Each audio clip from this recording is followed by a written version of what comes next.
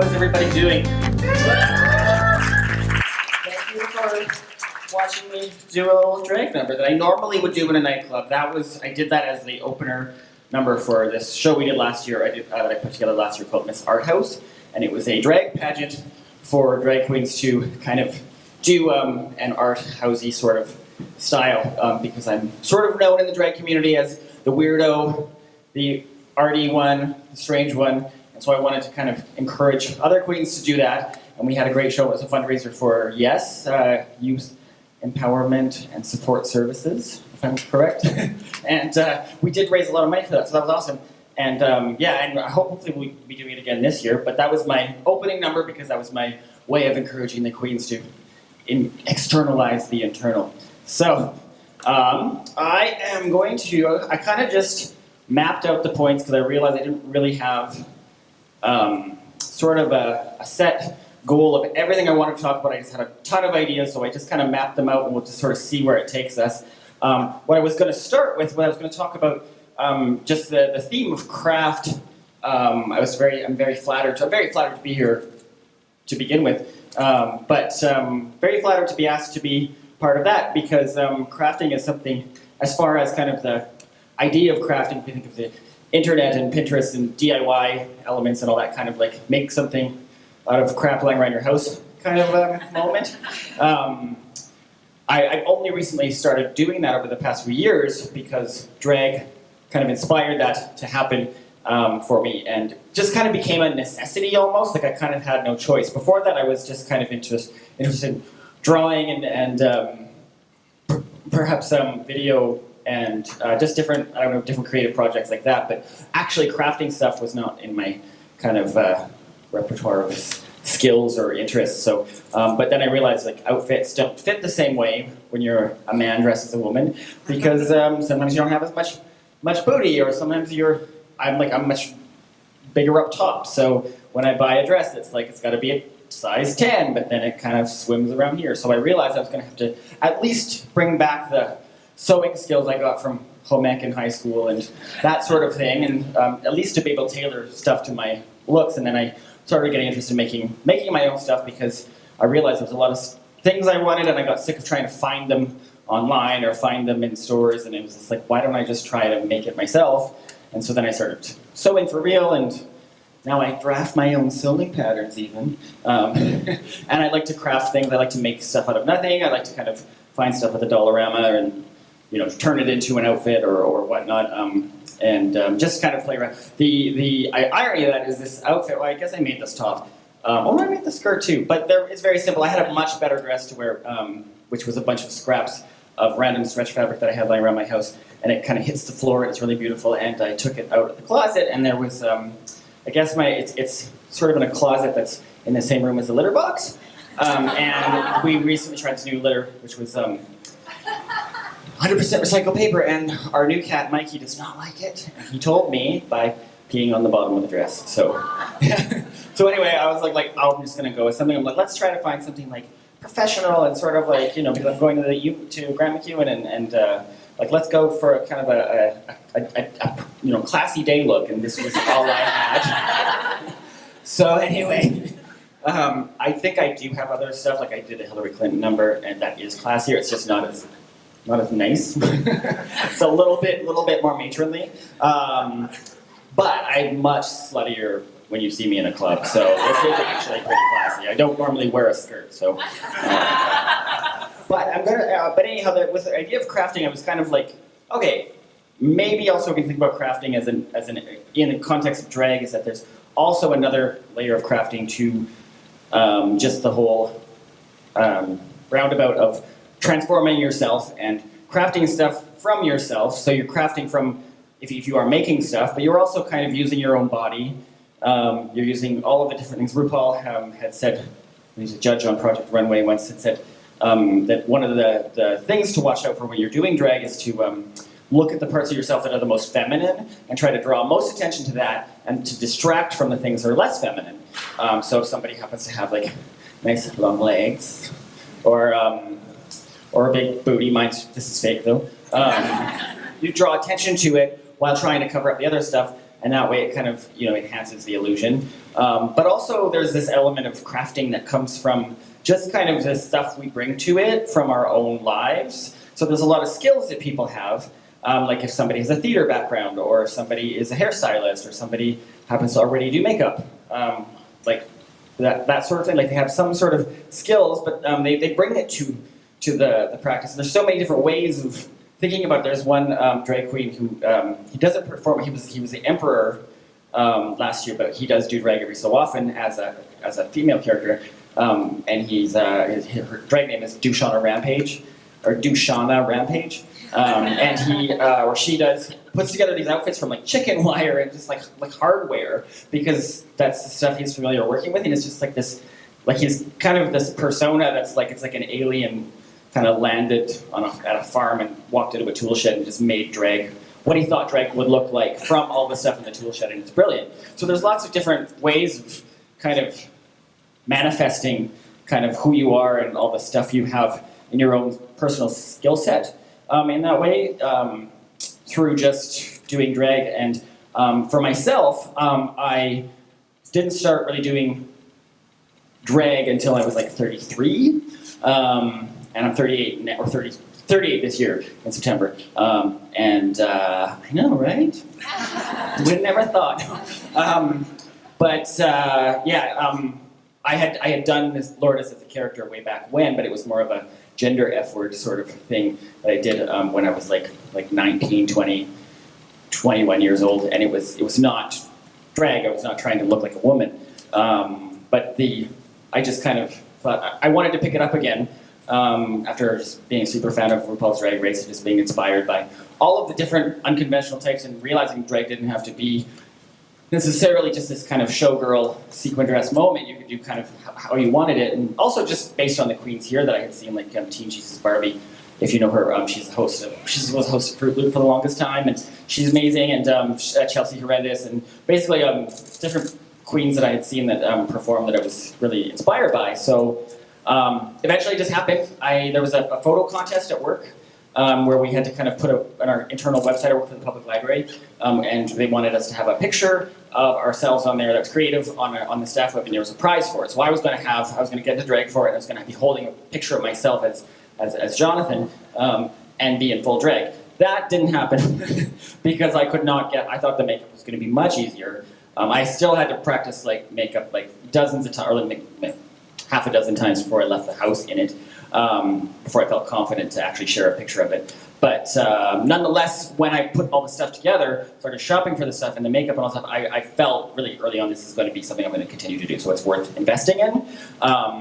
It was something that I kind of thought of as therapy. There's a documentary series I was so happy to be part of, so flattered to be part of, called Canada's a Drag, that Trevor Anderson, the local filmmaker, did a little short 5-minute documentary about me. And as part of this series, that follows different Canadian queens, and I talk about how drag was sort of a therapy for me, because I was kind of inspired by just RuPaul saying that drag was therapy, and I was actually literally sort of feeling depressed and sad and whatnot, and lost and confused and all that fun stuff. And I was like, okay, before I go to therapy, before I go pay for therapy, which I was almost willing to do, I thought I'm going to try drag first, because at least I get to keep stuff, was kind of what I was thinking. So I went with that, and realized that there was a lot of stuff that I learned about myself through drag, but also just getting to be creative again in a really kind of active, proactive way, because it really does own your life in ways that can compromise a lot of stuff. But you have to learn to balance it.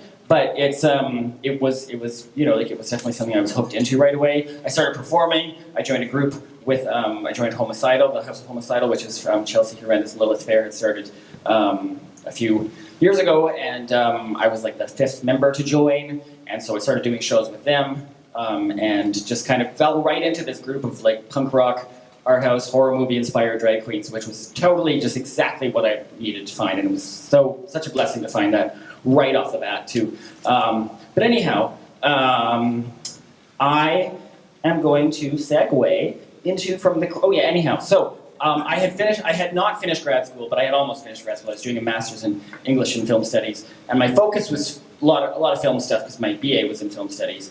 And for me, when I realized sort of drag was sort of like like with a film, they have this thing called mise en scène, which is basically all of the stuff that you see and the stuff that you hear. And so it can include like the stuff that's like the sets and the performers and the costumes, but also like the camera angle and the perspective and all the color and the sound and just basically everything you're perceiving as the mise en scène. And I realized sort of the parallels of drag to cinema, especially as I was starting to make mixes like the one you heard today, and this other number I do where I just do a scene from a movie for 6 minutes, and there's no music, it's just me doing that scene. Was that there's this element of drag queens being sort of like the cinematic project in the way that you're putting together all of these like looks and you're putting together the sound and you're putting together sort of like just basically how you want to shape it, and you're also choosing like a genre. There's so many queens, you can classify them into genres. You can classify them as classy or sexy or punk rock or dancers or what. Like there's so many different ways of like they'll say, oh, she's a trick queen or she's a comedy queen, that sort of thing. And so it just really reminded me of how films are made. And I've never really made a film. This is just as far as film study shows you. And but it's like this embodiment of the film. And there is this film theory by this Vivian Sobchak and I think a few other people. But anyhow, they had said that that film is sort of like consciousness because you're perceiving it in the same way that you're perceiving a body, like somebody sitting across from you at a table. You're perceiving the film sort of like it's alive, and in some ways, she argues that it's actually like a consciousness, that it has its own consciousness that it communicates with the viewer. So there's like this, and because the viewer has their own perception of it, they're speaking to the film in their own way, and the film is speaking to them. And with drag queens, I find that there is this element of kind of otherworldliness, and also like when people, in the same way that it's hard to like look away from a screen because of the whole hypnotic sort of so many frames per second, and they also just kind of don't really see them as bodies. There's this other theory from Deleuze and Guattari, who's these French philosophers, who said that the body without organs, which is this idea of the body not having the systematic sort of things that we think about, and it being just this kind of surface of affect and emotion and sort of delivering some sort of otherworldly that we can't really put our finger on. And that's kind of drag queens, because they don't really, you see them drink, obviously, and smoke and all that stuff, but you don't really see them eat very often. If you do see them eat, it's kind of weird. If you see them, like, if you'd say, just go to the bathroom, you're just sort of like it's sort of hard to conceive of, because they're like this surface, and they're like this, it's almost like the body is like a screen, and we're projecting onto it in some way. And we're projecting our own perception of it, and they're also sort of have put together this film, which is also, it's interesting because there's also so many references and there's so much historical sort of ways to learn through watching a drag performance, because they're using dialogue from films, or they're using music that are perhaps people haven't heard yet, or they're learning about, if they're doing an impersonation of some sort, like Cher or Madonna or something, they're learning about sort of like these different icons and whatnot. So there's like kind of an educational aspect to it as well. And I find that that's kind of influenced me when I realized that, to kind of do this sort of, this kind of surface of another sort of physicality of an art form. It was not just my body, but it was like a screen, and like a film. So it's really awkward when I come out to talk to people because I have to be myself. But I am myself generally, because I also kind of like when people call me Lourdes or Jonathan, it doesn't really, either way, people call me them at either point, and I feel like I'm the same person on the inside. I'm going to, and I also like to, when it comes to drag, I also kind of think of it as a way of being a creative outlaw, or at least kind of breaking the rules, because drag doesn't really have any, it has rules, but it has rules that are meant to be broken. So if somebody defies sort of like a style of makeup, or they defy a style of performance, like for the longest time I heard way back when that it was like if you did a song by a man, that was breaking the rules. If you contour your face with a different color, or if you just do like I had done, I did this movie scene from the film Shortcuts, this film from the 90s. Has anybody seen Shortcuts? Movie? Okay, here we go.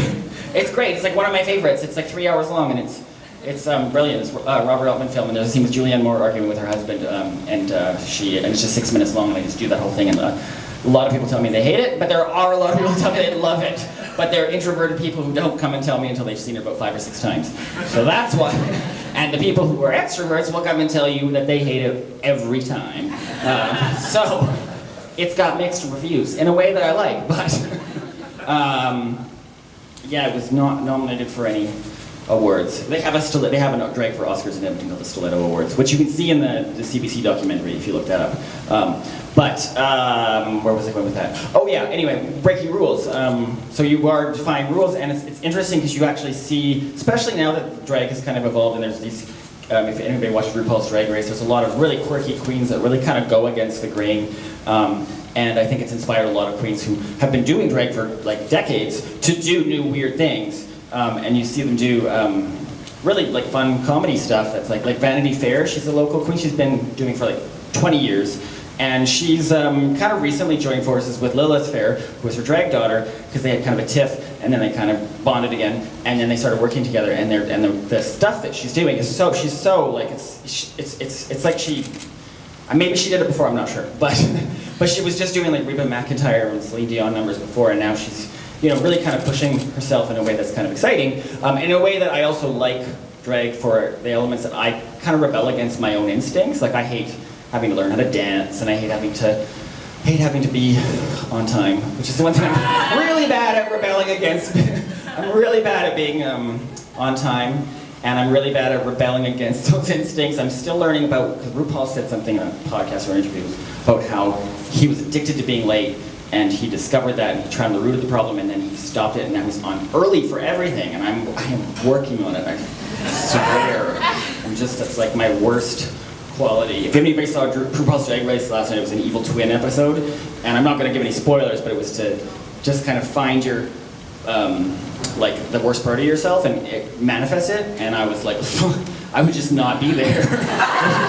Show up, and they'd be like, brilliant. Exactly, so, anyhow, where am I at? Okay, few minutes left here. The other thing I like to think about with drag queens is also that they are a philosophical argument in the sense that they are propositions or they're ideas, and we're not like they're characters and personas, but there's also something about them that they're like stating an issue or a problem through their persona. They may not even realize, but we're not actually really able to put your finger on what you love about them so much. There is this one drag queen who is probably one of the most popular in the city. Her name is JonBenet Ramsey. But she's got this sort of persona that it's her own persona. We're good friends, and as a man, and it's also just this character that she brings in, the way it's evolved, and just the kind of the choices she makes. And she's also can just kind of come out and do any random number, and people will just love it. Because they also just know that she's going to be out there hanging out, and they're just going to really just absorbing her energy. It's such this magical experience. And I feel like there's this thing where it's like, okay, you want to put it all together, and you want to kind of, like for me, because I guess grad school, I really want to break it down and deconstruct it in this way so I can actually kind of understand, or at least kind of find some sort of way to resolve, okay, this is what it's about. Like, this is what, if I was to write a paper on it, this is what I would write. And there's this word they use called sickening in the drag thing where they say, oh girl, that's sickening, which means it's good. They say, ugh, I'm sick or I'm dead or whatever. And it's almost like, I mean, it's meaning to me that you're gagging over how beautiful it is or how gagging over how great it is. But there's also this like the Jean-Paul Sartre nausea, the novel, or Le Nausée, where it's this idea of the existential moment where you kind of realize this hollowness of, or I mean, I'm not even good at describing it, but this existential moment where you're realizing the inconclusiveness of what you're looking at and what you're perceiving, and it leads to him feeling sick into his stomach, and I kind of felt that's kind of that expression, sickening. It's almost like they're like, oh, I can't handle it. Like I'm actually nauseated by how much I can't put my finger on how much I love it, you know, or what it's making me feel. I guess that can lead me to my closing point, because I have 20 seconds left. This actually is a perfect way to segue into it. This is like half, like maybe 25% of what I wrote down. So, just kind of how the collective consciousness of drag has, because drag is really hot right now, it's really trendy right now. It's it's on RuPaul's Drag Race is now on VH1. They're at the music awards and all these kind of events, and you see them in just all kinds of in the pop world for real. And it's not just RuPaul; it's more drag queens doing stuff, and more people know about it. And pardon the, I guess straight people are into it too, in a way that if you don't feel you're not welcome to come to a drag show at a gay bar, because we don't see enough of the straight faces out at the gay bars to put it quite literal. Because I don't know, I felt some people feel like they're not welcome, but just in case if you feel like you're not welcome, you are welcome, and we would love to have you there. There's also other events in the city that we just see these audiences that come out. They're like, oh my god, I've never been to a drag show before. It's like they have drag shows every Sunday at Evolution Wonderland. There's drag shows all over the city and stuff. But you're more than welcome to come, and you're also more than welcome to do it. Whoever you are, there are women who do drag now. I'm assuming a lot of you know that, bio queens, and they're phenomenal. Most of them. I'm kidding. But anyway, I feel like the drag being really trendy right now is this kind of thing. I'm going to get academic again, in the sense that this Walter Benjamin article that's really famous, a work of art in the age of mechanical reproduction, where in one part of it he talks about the mass sort of consciousness changing as the media changes, or as the kind of the mediums that we work in change. And so, without realizing it, the kind of these different societies, especially Western societies, are kind of their consciousness is changing and evolving in accordance with what these different media are kind of dictating, or at least making it evolve. I feel like drag right now is this kind of way for people to subconsciously learn a lot about gender and about sexuality and about fashion, but about music, about all kinds of things. Some things that are more fun to learn about, like fashion and music for myself. Some things that are a little bit more on the surface, like gender and sexuality. But there's so many things that I think that we're learning just in our subconscious by watching and paying attention to it. And I think that's sort of why it's surfacing, because it's there's a lot more talk of trans people in the media, and there's a lot more talk of all this kind of stuff, it's the gay marriage legalization, all this kind of stuff, it's starting to surface, and I feel like that's kind of the role of drag right now, being as trendy as it is to kind of be in this position that we're subconsciously educating, because it's more fun to go to a drag show than it is probably to go to a lecture, or who knows, but or to watch a TED Talk or something. It's you can go and you can feel yourself, you can feel your mind being changed, not being changed in a way that I feel this way, now I feel the complete opposite. But you can feel yourself, the internal part of yourself sort of just growing and blossoming, and this kind of flora that's happening. But you don't have to force it, you don't have to be conscious of it, you don't have to analyze every last detail like I am, like I do.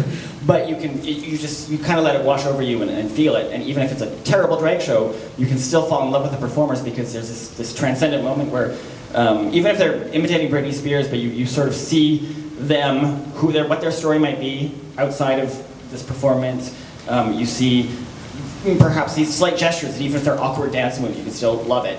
They can not be good at anything they're doing, and you can still kind of just completely get lost in it and transcend it. And I feel that's kind of, it's not really a solid point yet, and I have no ambitions to write academically. I wish I could, because I have lots of stuff I'd like to put down. But that's kind of what I kind of has been on my mind lately, as far as what I think drag is doing right now. And that, I think, is the kind of point I want to end on. And I wish I had a closing sentence, but it's all. Please plug anything? Yeah, totally. I went 4 minutes over there. I have, there are some stuff coming up. We'll be out at Pride tomorrow for the parade, if you're coming out to that. I'll be working with it. A few of us are going to be walking around with the Edmonton Men's Health Collective, which is they're doing a study to end the blood ban. So we're going to be trying to direct people over to the table to kind of donate blood, I think, or something. I don't know if that's. But anyway, that's going to be happening. There's a lot of drag shows happening. I think Homicidal's performing at the Elephant Castle in White or whatever the place is that is in there now. And Smut Cabaret, some of them are performing there. I'm going to be doing a show on, or Homicidal's going to be doing a show on Thursday at Metro Cinema. We do a thing where we show a movie and a drag show, and we're going to be showing Tu Wong Fu, Thanks for Everything, Julie Newmar, and we're going to be having a drag show featuring me and Lilith Fair and Chelsea Horrendous. And then the next night at Evolution Wonder Lounge was also Lilith Fair has written a script based on a parody of the film Faster Pussycat Kill Kill. It's called Quicker Kitty Cat Die Die. Because she probably thought about it for 10 seconds, came up with that, no. But anyway, it's really great. She's written this whole script and it's all pre-recorded and it's all, everybody lip-syncing to their own voices and doing numbers and stuff, and it's really funny. It's really brilliant. She's done a few of them and they've always been, but you can get advance tickets now because they are usually kind of, it is pretty packed, but that's Friday night. And then on Sunday, on June 17th, we're going to be doing drag story time again at the library. So if you want to come down, bring your children, if you got them, I think it's 1 o'clock or 1:30, but it's either 1:30 or 2 o'clock. But if you check their website, it is going to be, or their social media page on Facebook, it's all going to be posted on there, and it's going to be me, Go-Go Fetch, and Secretia Minora, who's our resident bio queen in Homicidal, and we're going to be reading stories to kids and doing some fun music with them. We're going to be doing Hey Kitty Girl, we're going to put on cat ears and have cat puppets, and I don't know, we'll see what happens. Anyway, and that's that, yeah, so.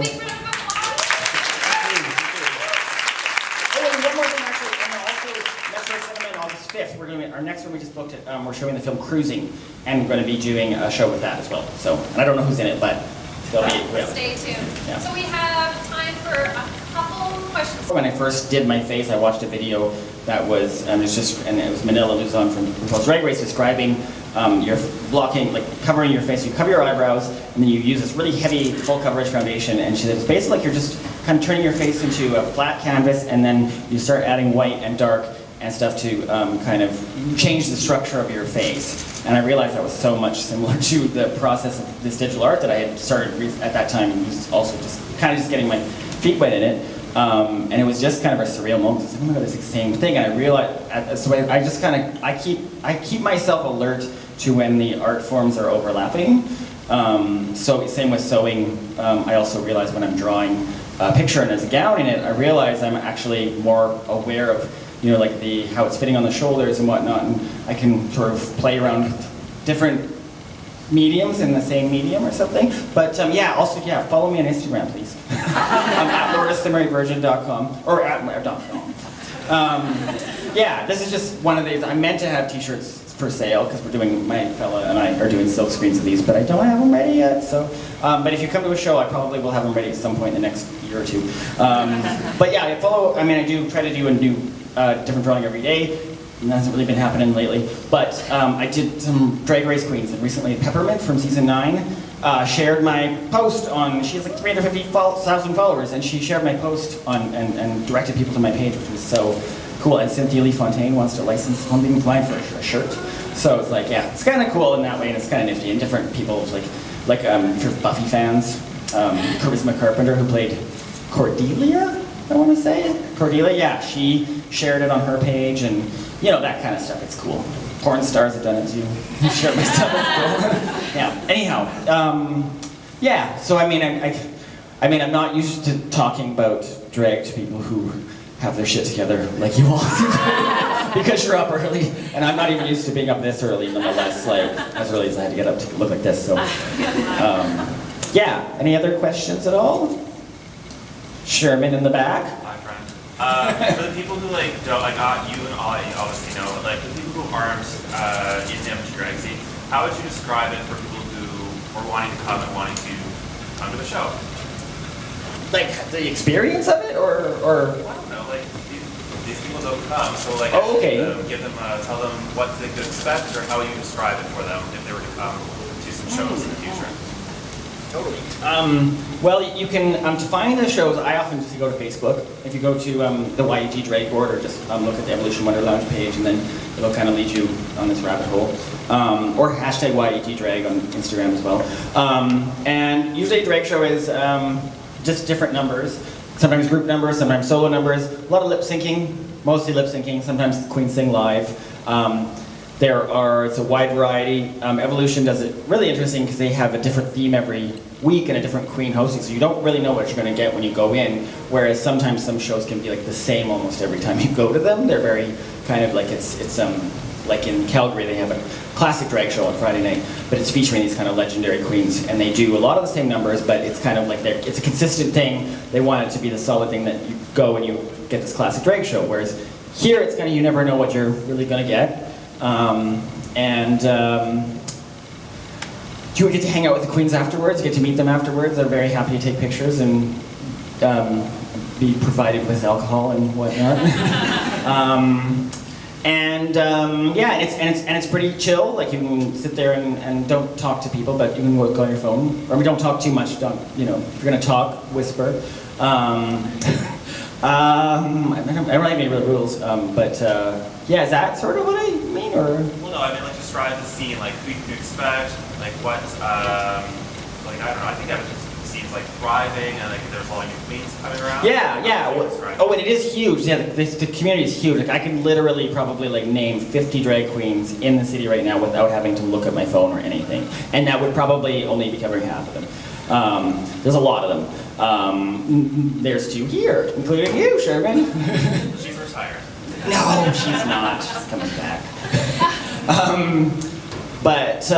Yeah, and there's, I mean, it's kind of, and it's evolved a lot because there's a lot more bio queens. There's a lot more women doing drag, which is awesome. Because I think it's like a totally new spin on it, a new statement being made. I think, which I think is great. There's drag kings, obviously. There's also bio kings, men who perform as men, and I think it's also more like very community-based in Edmonton. There's a lot of like support for people who want to start doing drag, and there's a really great platform for it, whereas in some other cities it's difficult to get in a show. It has to be like an open stage kind of thing. Here it seems like you just have to kind of go out and meet people, and that was what I did when I started. So it seems to be very community focused, and it's also, there's a lot of discussion online, so if there's like a video or something does something offensive or potentially offensive, or some people think is offensive, it's like, it goes on there, someone says something, and then some people comment, and it's like, oh, did you read the thing? And everybody's in this, it's really, I mean, as much as people say, oh, it's just drama, it is really kind of a public forum for ideas, because it doesn't really, I mean, I don't know how it happens in other cities, but it's really this conversation with people, and they all have their input, and you don't have to necessarily go against it or remove the video or apologize if you don't want to. You can kind of just hold to it, and then people just kind of have to stomach it. So that's really great. Is that sort of, I'm getting there? Okay, there we go. Yeah, okay. But if you have any questions, come talk to me after. I'm happy to chat, obviously.